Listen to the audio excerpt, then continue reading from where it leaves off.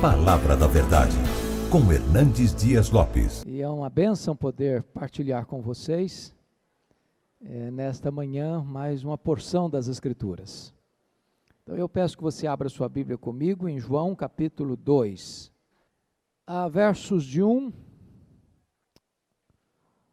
ao versículo 11. Vamos juntos, queridos, vocês acompanhem, eu faço a leitura. 3 dias depois, houve um casamento em Caná da Galileia, achando-se ali a mãe de Jesus. Jesus também foi convidado com seus discípulos para o casamento. Tendo acabado o vinho, a mãe de Jesus lhe disse: eles não têm mais vinho. Mas Jesus lhe disse: mulher, que tenho eu contigo? Ainda não é chegada a minha hora. Então ela falou aos serventes: fazei tudo o que ele vos disser.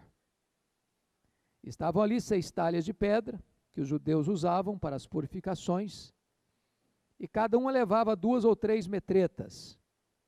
Jesus lhes disse: enchei d'água as talhas, e eles as encheram totalmente. Então lhes determinou: tirai agora e levai ao mestre-sala. Eles o fizeram. Tendo o mestre-sala provado a água, transformada em vinho, não sabendo de onde viera, se bem que o sabiam os serventes, que haviam tirado a água, chamou o noivo e lhe disse: todos costumam pôr primeiro o bom vinho, e quando já beberam fartamente, servem o inferior. Tu, porém, guardaste o bom vinho até agora. Com este, deu Jesus princípio a seus sinais em Caná da Galileia. Manifestou a sua glória, e os seus discípulos creram nele. Amém. Meus amados, vamos examinar juntos esta passagem.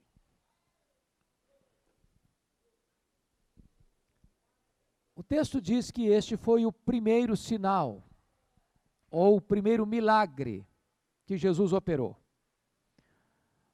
Se vocês notam, João, ele opta pela palavra sinal,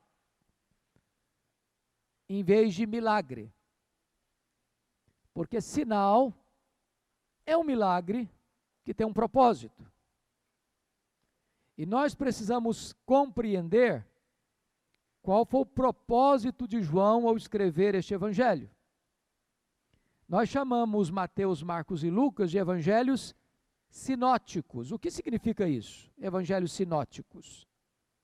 A palavra sinótico no grego significa olhar na mesma direção, ter a mesma perspectiva, o mesmo objetivo. Embora Mateus, Marcos e Lucas tenham suas peculiaridades, eles têm um mesmo foco.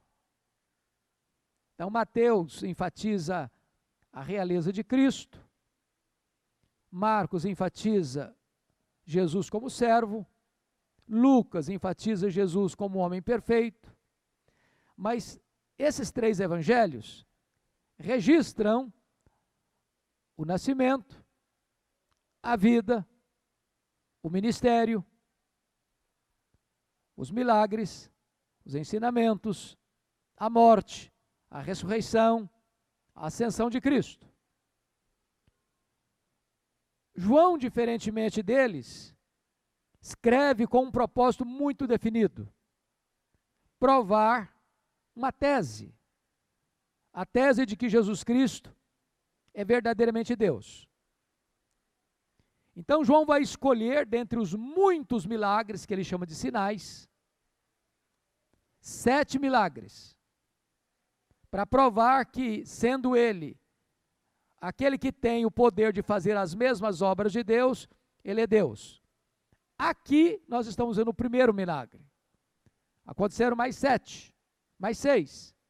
Então, aqui no capítulo 2 ele transforma água em vinho, no capítulo 4 ele cura o filho do oficial, no capítulo 5 ele cura o paralítico de Betesda, no capítulo 6 ele multiplica pães e peixes e anda sobre o mar.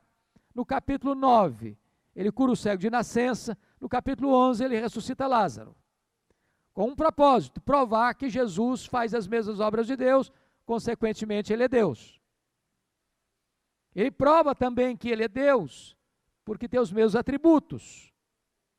E ele vai dizer que Jesus é o grande eu sou, revelado a Moisés.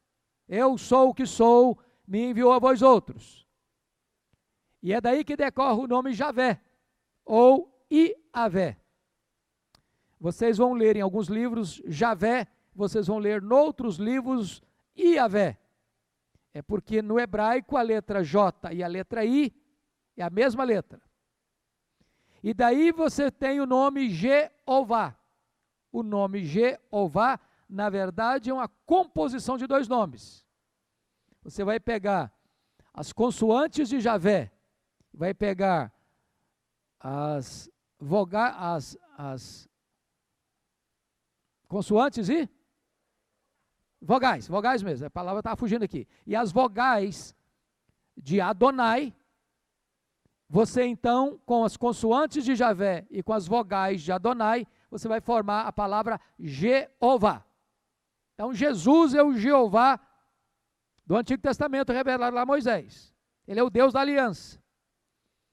Então, João vai também selecionar 7 declarações de Jesus. Eu sou, para mostrar a tese de que, de fato, ele é o verdadeiramente Deus.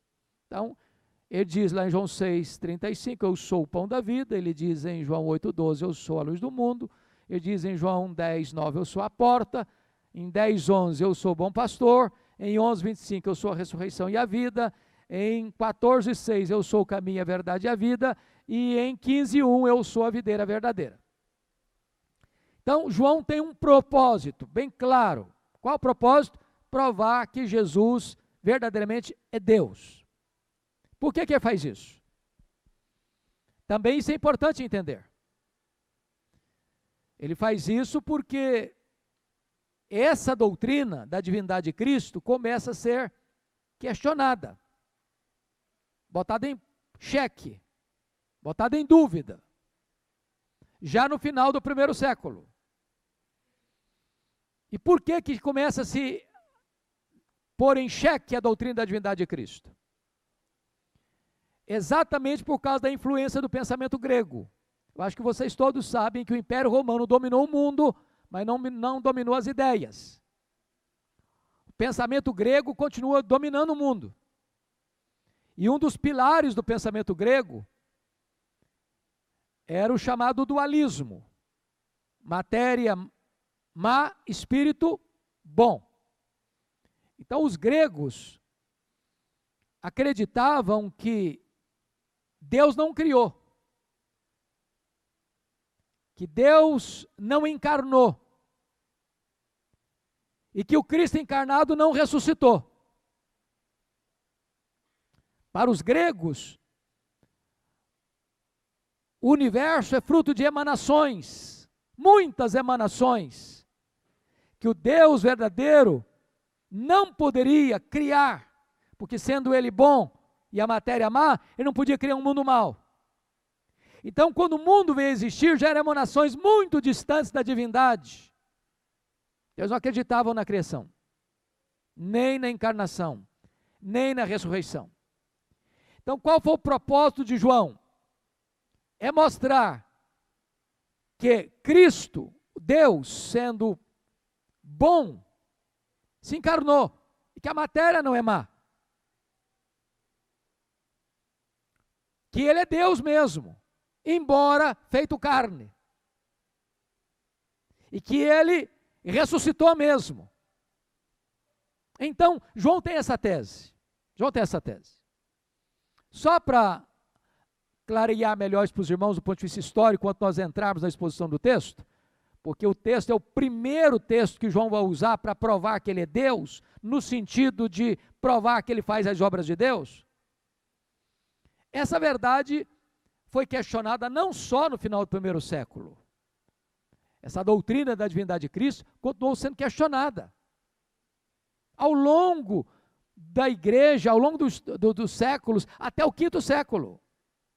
Por exemplo, Quando o cristianismo foi declarado religião oficial do Império Romano, por Constantino, levantou-se um cidadão lá em Alexandria, e Alexandria era a segunda maior cidade do mundo, só superada por Roma. E esse cidadão era um presbítero, que se desviou da sã doutrina. Ele era chamado de Ário. E ele começou a pregar que Jesus não era verdadeiramente Deus, da mesma essência de Deus, da mesma natureza de Deus, tendo os mesmos atributos de Deus. Então Constantino convoca um concílio, nós chamamos de o primeiro concílio geral da igreja, no ano 325, em Niceia. E Atanásio, firmado nas escrituras, derrota essas teses heréticas de Ário e fincam a estaca da ortodoxia no concílio de 325. Porém, mais tarde, no concílio de Constantinopla, em 381, é preciso agora fazer o contraponto. Porque quando você enfatiza demais uma verdade, em detrimento de outra, você pode desfigurar a verdade. Por exemplo, você tem seu rosto, nosso rosto é a nossa identidade, certo? É por isso que você tira uma fotografia 3x4 para botar no documento. Só do seu rosto, você não tira do seu corpo, mostrar que você é sarado, ou está com uns quilinhos a mais, ou a menos. Você tira do rosto, sua identidade. O nosso rosto é a parte mais bonita mesmo do nosso corpo. Agora, se você tem um nariz que cresce demais, desproporcionalmente ao restante do rosto, fica desfigurado. Aliás, recebi uma fotografia essa semana de um cidadão do Oriente, que está no livro dos Guinness como o homem mais narigudo do mundo. O cara não ficou bonito, não. Por quê? Porque o nariz é bonito, mas se crescer sozinho, não fica bonito. Tem gente que tem o privilégio de ter um olho azul, outro tem o privilégio de ter um olho verde. Deus não quis me dar, porque dele é Deus e pronto, eu tenho que me conformar, né? Mas que é mais bonito é. Agora, se você encontrar na rua um olho de 70 quilos, ainda que seja verde, você sai correndo, é um monstro. Então, a beleza da verdade, ela é adequada. Então, o que aconteceu? Começou a enfatizar tanto a divindade de Cristo, que esqueceu-se da humanidade. Então, em 381, precisou um outro concílio, Constantinopla, para corrigir isso aí. Mas em 451 vem um outro concílio, concílio de Calcedônia, para trabalhar que Cristo é Deus e homem. As duas coisas caminham juntas. É a pessoa teantrópica de Cristo ou divino humano de Cristo. Eu estou te dando esse dado histórico para provar uma coisa. Tudo isso aqui começa com João, final do primeiro século, para corrigir esse desvio da igreja, que já suscitara lá no final do primeiro século. E João é o último apóstolo de Cristo, está vivo no final do primeiro século. Então ele escreve para fazer uma correção de rota de doutrina na igreja, para provar uma coisa: Jesus Cristo é verdadeiramente Deus, sem deixar de ser verdadeiramente homem. Então vamos ver o primeiro sinal que João levanta para provar que ele é Deus. Ele faz as mesmas as obras de Deus. Então ele opera aqui em Caná da Galileia o seu primeiro milagre. Bom, quais são as lições que esta passagem lida nos ensina? Onde Jesus faz o seu primeiro milagre? Numa festa de quê? Casamento. Primeira coisa que Jesus está referendando: casamento, viu? Casamento é coisa boa, instituída por Deus, com a bênção de Deus, e Jesus, na sua divina providência, escolhe fazer o seu primeiro milagre numa festa de casamento. Primeira coisa que eu acho importante é você que pretende se casar, ou você que já está casado, convidar Jesus para estar presente na sua casa. Via de regra, você não vai numa festa de casamento quando você não é o quê? Convidado. Aliás, a gente não vai em festa nenhuma que a gente não é convidado. A gente usa essa palavra penetra aqui no Brasil, né? Nenhum de nós tem cara para ser penetra. Você vai quando você é o quê? Convidado. Jesus apareceu lá porque foi o quê? Convidado. Então, gente, nós nos preparamos para tanta coisa na vida. Preparamos para estudar, para um concurso público, para um Enem, para um vestibular, para uma prova de residência, para uma situação de viagem, ou de uma empresa que você vai abrir, ou de um negócio que você vai fazer. Você se prepara para tudo. Nós precisamos nos preparar quanto família. E a maior necessidade de uma família não é de coisas, não é de bens. Embora essas coisas são boas e os bens são uma bênção. Mas a maior necessidade de uma família é da presença de Jesus. Se o Senhor não edificar a casa, em vão trabalham os que a edificam. Se você construir sua casa na areia, a tempestade chega. E chega para todo mundo. E a casa vai fazer o quê? Vai cair. Mas se a casa foi construída sobre a rocha, cai a chuva no telhado, bate o vento na parede, bate o rio no alicerce e ela fica de pé. E quem é a rocha? É Jesus. Esse é o primeiro ponto. Segundo ponto que eu chamo a sua atenção nesse texto, é que ele nos livra do triunfalismo de alguns. Porque tem gente que começa a dizer para você, não, se você for crente, você vai estar blindado. Eu li um livro certa feita e o título do livro é Casamento Blindado. Tem casamento blindado? Falando sério. Tem casamento à prova de bala? À prova de luta? À prova de dificuldades? Será que o cristão, porque ele é cristão, ele está numa redoma de vidro? Ele está numa estufa espiritual? Quando você se tornou cristão, você saiu do mundo? Geograficamente, fisicamente? Crente bate carro? Crente sofre prejuízo financeiro? Crente fica doente? Crente perde emprego? Crente tem luta no casamento também? Crente enfrenta luta também para criar filhos? Ou, não, filho de crente é tudo anjinho, não dá trabalho, não dá preocupação para pai e mãe. É assim que a coisa acontece? Não, não é. Então preste atenção, porque às vezes a gente acha, puxa vida, será que só eu que tenho problema? Só eu que tenho luta? Então, segunda lição, mesmo quando Jesus está presente, problemas acontecem. Jesus estava na festa e faltou vinho. E vinho aqui é muito mais do que a provisão. O vinho é talvez um pouco diferente da nossa cultura. Você pode fazer uma festa de casamento hoje, aqui, sem usar vinho. Você usa outras bebidas, você usa sucos naturais, de frutas e tal, etc., água de coco e etc. e tal. Lá, provisão era o quê? Vinho. Acabou. Ninguém discute, ninguém conversa. É cultura do povo. Você vai até hoje em Israel, nós temos algumas pessoas aqui que foram conosco, você não vai encontrar uma garrafa de Coca-Cola na mesa, vai encontrar vinho. É a cultura deles. Era a provisão deles. E mais, na Bíblia, vinho era símbolo de quê? De alegria.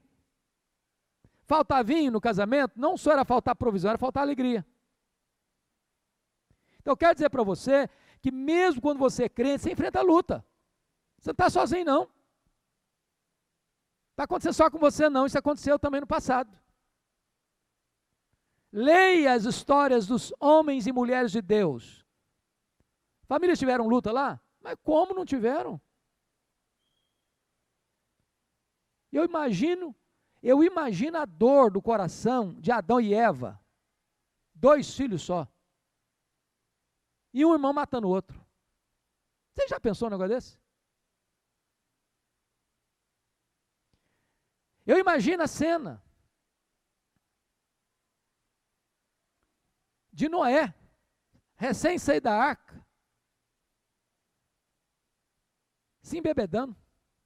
E um filho expondo o pai ao ridículo. Eu imagino um Jacó, que cometeu seus erros, claro, mas olhar e ver os irmãos odiando José. Eu imagino o que é um pai chorar por um filho. 22 anos foi o tempo entre a venda de José como escravo e a ida da família de Jacó para o Egito. Chorar 22 anos por um filho, achei que ele estava morto. E os meninos convivendo com o pai 22 anos, escondendo uma mentira. Eu imagino um Eli, vendo os filhos dele, sacerdotes, prostituindo. Filhos de Belial. Eu imagino um homem da categoria de Samuel, que nunca roubou um centavo do erário, sendo juiz, autoridade política, mas ver os seus filhos cheios de avareza. E nós poderíamos discorrer sobre as famílias do Antigo e do Novo Testamento, com as suas lutas. Então, se você aqui, hoje, está passando alguma luta na sua família, não pense que você está sozinho, não. Não pense que isso está acontecendo com você, não. O fato de você ser um cristão, você não está blindado, não. Jesus estava presente e faltou vinho. Mas a terceira lição que eu aprendo desse texto é a necessidade de você, o mais cedo possível, diagnosticar o problema. Bom, a nossa igreja, eu sempre gosto de falar isso Brasil afora, uma das igrejas mais agraciadas por Deus na área da saúde, né? Temos tantos médicos, tantos enfermeiros, tantos gente que trabalha na área da saúde, é uma bênção, é uma bênção. E se sabe disso, quanto mais cedo você diagnosticar um problema, mais fácil é o quê? De tratar o problema, de ter sucesso no tratamento do problema. Se você não diagnostica cedo, pode ser que o tratamento seja mais doloroso e nem sempre logrando êxito. Na família é a mesma coisa. Em outras palavras, não jogue os problemas debaixo do tapete. Não faça vistas grossas. Não empurre com a barriga. Agora, chama atenção que quem vai diagnosticar o problema não é o noivo, não é o pai do noivo, não são os serventes, não é o maître da festa. Quem vai diagnosticar que está faltando vinho é uma mulher, é Maria. E para mim isso é emblemático. Emblemático. Porque se vocês concordarem comigo, eu vou ficar mais feliz. Mas se não concordarem, me permita continuar pensando assim. As mulheres têm um sexto sentido. As mulheres têm uma percepção que os homens não têm. O homem é meio bronco para isso. Ele não parece que não vê as coisas direito. Ele não enxerga tão claramente as coisas. A mulher chega numa casa, não precisa nem falar bom dia, boa tarde, boa noite, só dela entrar e ela olha, ela já percebe que o clima não está legal. Que o ambiente não está bom. Ela tem uma percepção diferenciada. Ela é mais sensível, talvez até mais sensória. É por isso que, via de regra, irmãos, as mulheres foram as grandes vanguardistas das principais ações, até sociais no mundo. A ação de misericórdia, de socorro, de ajuda, ela é sensível. Ou mais sensível. E Maria foi a pessoa que observa que aquela festa estava à beira de um colapso. de um vexame. Porque se para nós já é constrangedor você dar uma festa, e eu particularmente eu sou desesperado com isso. Quando eu vejo assim, vamos fazer um almoço coletivo, ajunta prato, de vez em quando, e eu fico olhando para mim e falo, meu Deus, será que vai dar para todo mundo? Será que vai? Eu tenho desespero com isso. Quando dá a conta, você fica desesperado. Não é verdade? A vergonha que é você convidar um amigo para jantar e a comida acabar e você percebe que o pessoal não queria mais. Não dá nem para pensar numa cena dessa. Agora, o oriental, isso para ele é honra. É honra. A mesa do oriental tem que ser farta. Não pode faltar comida. Tem que sobrar. Talvez alguns de nós aqui, daquela cultura mais antiga, é de botar a mesa e se chegar 5, 6 de improviso, tem comida. Não faz uma porçãozinha para cada um. O oriental é assim. Faltou vinho, era um escândalo, era uma vergonha, era um vexame. Então, deixa eu dizer uma coisa. É hora da gente começar a pensar na nossa casa, na nossa família, para saber se está faltando alguma coisinha lá. Precisa começar a reparar. Diagnostica, identifica, traz à luz, trata do assunto. Não esconde, não joga debaixo do tapete. Não adia a solução. Mas tem uma quarta lição que eu gostaria de destacar no texto. Meus irmãos, nós temos que, ao diagnosticar o problema, levá-lo à pessoa certa. Porque pense comigo, se Maria, naquela festa, tivesse buzinado no ouvido de cada pessoa da festa, falei, essa família planejou mal a festa. Ou se ela saísse contando para as amigas, puxa vida, essa família vai passar vergonha. Ela pega o problema, em vez de espalhá-lo, de expor a família ao ridículo, ela leva o problema à pessoa certa e diz para Jesus, eles não têm mais vinho. Deixa eu dizer algo aqui importante, irmãos. A nossa família não é perfeita. Nenhum de nós aqui tem uma família perfeita. Se você ousar se levantar e dizer, a minha é perfeita, eu vou duvidar da sua honestidade. Nenhum de nós. Todos nós temos teto de vidro. Todos nós. Agora, nós não temos o direito de expor nossa família. Nós não temos o direito de lavar roupa suja publicamente. Nós não temos o direito de levar as coisas próprias da nossa casa, as fragilidades da nossa família, e expor os membros da nossa família em uma situação de constrangimento.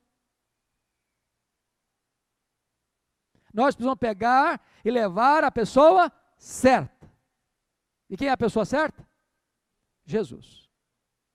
Em vez de falar para os outros, você ora. Porque Jesus não está fisicamente aqui, mas você tem acesso a Ele. Fala com Ele. Fala, Senhor, está faltando vinho lá em casa, está faltando alegria lá em casa.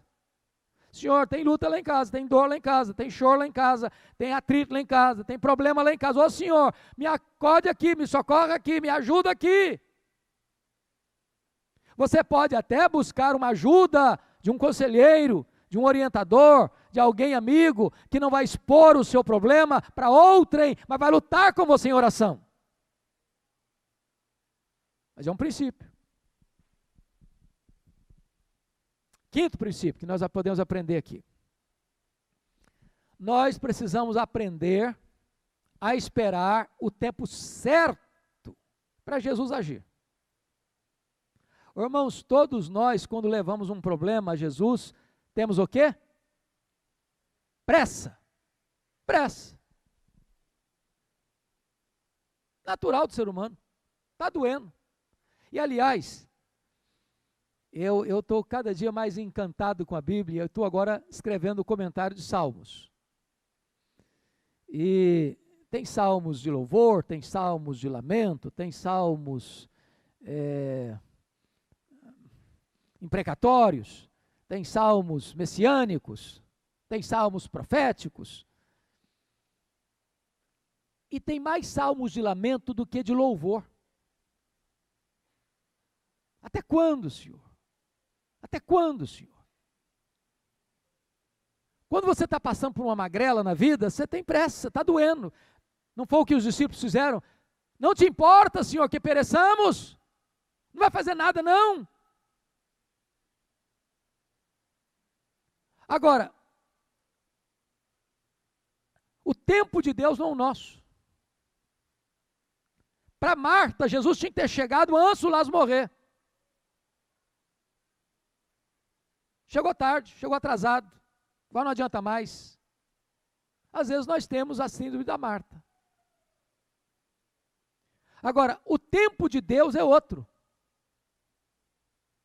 Nem sempre ele faz na hora que a gente quer, do jeito que a gente quer, no método que a gente quer, porque às vezes a gente pede para Deus fazer um milagre na nossa vida e a gente faz até a liturgia do milagre. O Senhor tem que fazer desse jeito, assim, a gente quer mandar em Deus. Não, Deus é livre, Deus é soberano. Os pensamentos dele são mais altos e os caminhos dele são mais altos, e ele vai agir de acordo com o seu propósito, para o louvor da sua glória. Está escrito lá em Efésios 1:11, ele faz todas as coisas de que maneira? Conforme o conselho da sua vontade. Porque a vontade dele é boa, perfeita e agradável. Então calma. Jesus disse para Maria assim: mulher, que tenho contigo? Não é chegada a minha hora. Tem muita gente que pega esse texto e diz: não, Jesus foi indelicado com a mãe dele. Mas não é isso não, a palavra mulher é uma palavra respeitosa. É a mesma palavra senhora para nós hoje. Ele usou essa palavra também na cruz. Mulher, eis aí o teu filho. Filho, eis aí a tua mãe. O que ele está dizendo é o seguinte: a minha agenda, Maria, não é estabelecida pela pressa da terra, mas pelo kairós do céu, pelo tempo oportuno do céu. Deus vai fazer no tempo dele, para a glória dele, do modo dele. Calma, calma.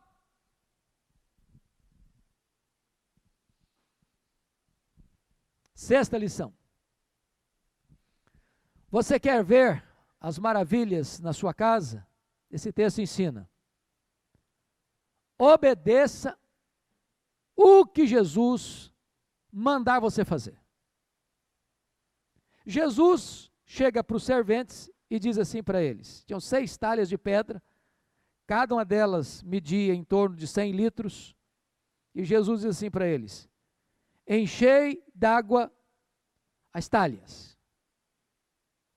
Bom, quando você recebe uma ordem, via de regra, você quer saber por que você vai fazer aquilo. Se você, como eu, ao me dar uma ordem, quer saber por quê. Você não só faz por fazer, mas você faz querendo entender por que você está fazendo. Aqueles garçons ou aqueles serventes podiam pensar e falar assim: bom, mas por que encher d'água as talhas? O problema aqui é que nós estamos à beira de um colapso de suprimento para a festa. Não está faltando água, está faltando vinho. Eles não discutem, eles não duvidam, eles não postergam, eles obedecem. Há momentos, irmãos, que nós vivemos o quê? Pela fé, não pelo nosso entendimento. Fé não é irracional, mas há momentos que a fé é supra-racional. Vai para além da razão. Então creia. Se ele mandou, creia. Se ele mandou, obedeça. Não questione, não duvide. Não adie a solução. Creia, faça, obedeça. Porque às vezes a gente fica igual o Saul. O Saul, ele obedeceu parcialmente. Deus mandou fazer uma coisa, ele fez pela metade. Tentou se justificar. Então, se Deus está mandando, vamos obedecer. A minha mãe tinha uma frase, eu acho que vocês todos conhecem: manda quem tem poder, obedece quem tem juízo. Se Deus mandou, não é para discutir, é para obedecer.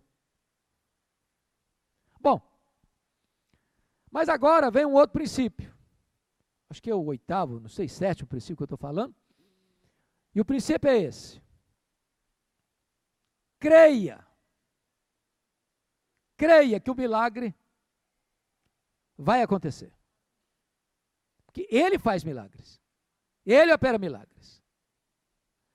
Irmãos, isso é maravilhoso, porque no reino de Deus não tem lata de lixo. Não tem descarte. Não tem vida irrecuperável. Não tem problema sem solução. Deixa eu dar um exemplo aqui. Eu não vou citar nomes porque não posso fazê-lo.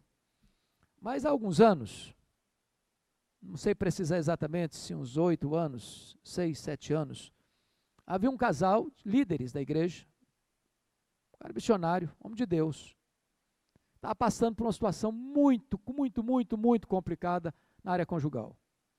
E a situação era divórcio irremediável.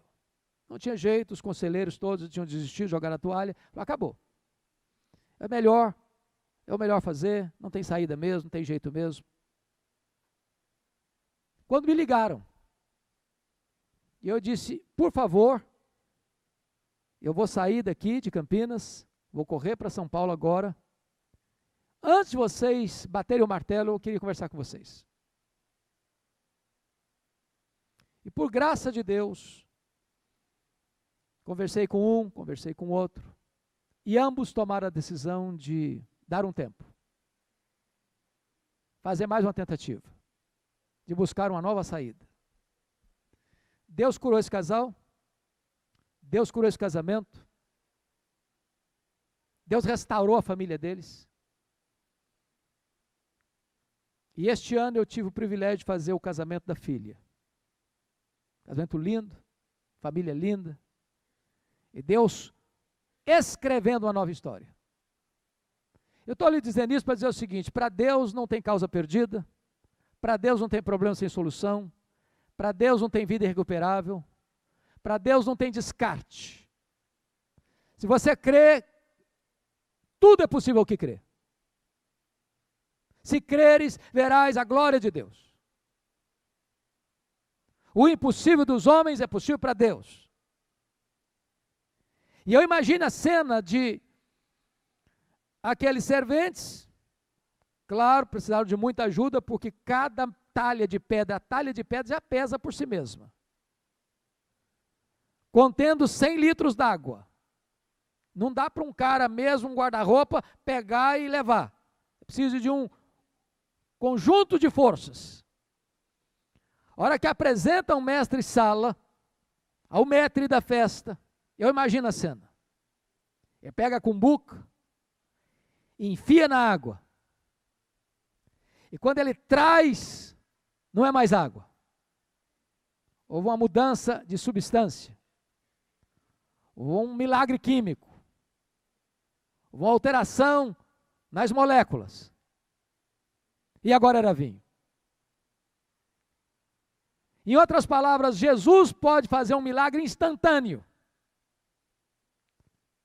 O perdido é encontrado, o cativo é liberto, o morto recebe vida. Aquele que estava fadado ao fracasso, encontra um novo rumo na história. É assim que nós cremos. Sabe por quê? Porque Jesus é o quê? Ele é Deus.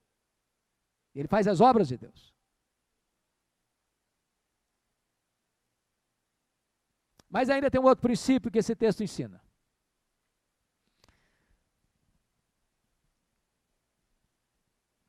Alguns dizem que a vida não é uma escalada. A vida é uma ladeira abaixo.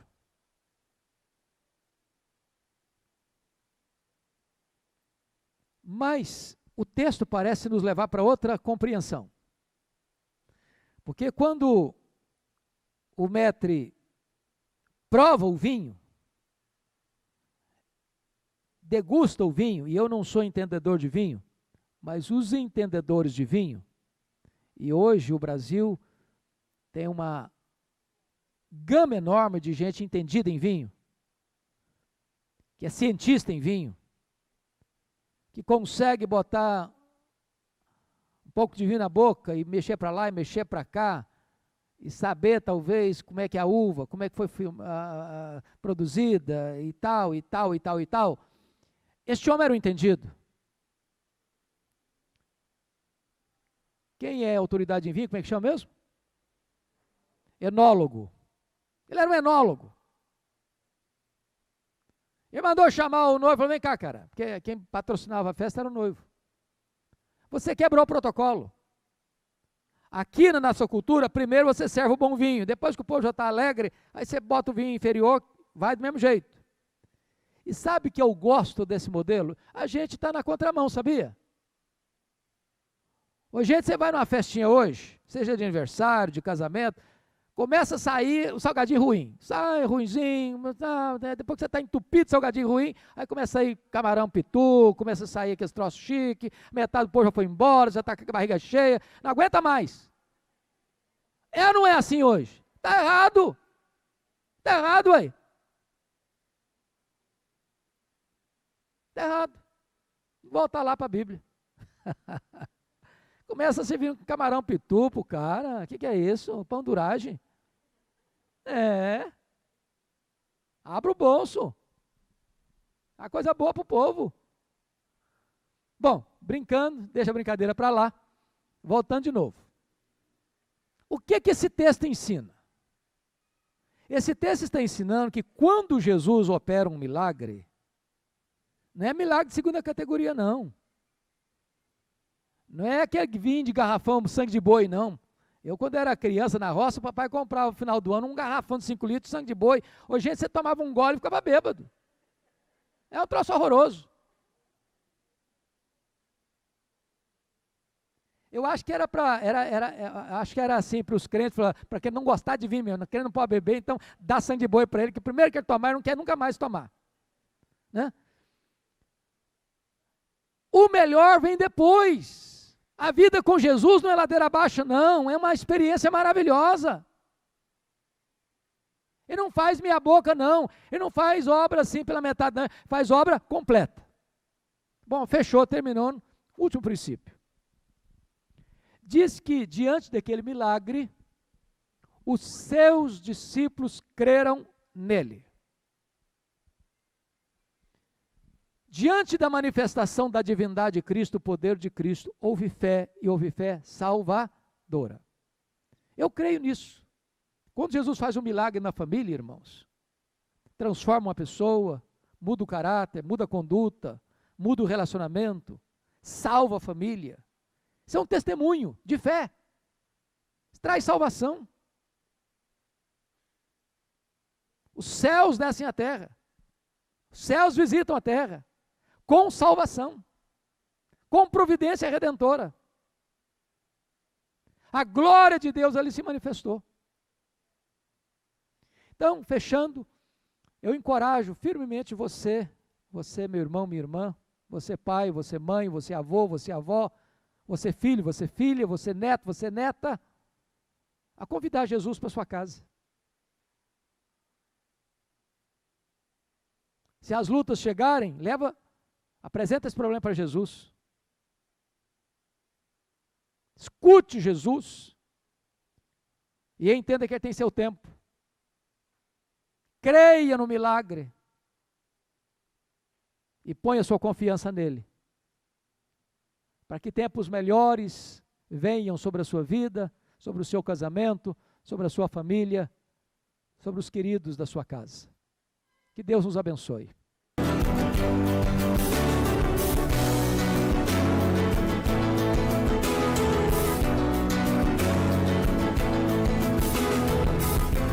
Palavra da Verdade, com Hernandes Dias Lopes.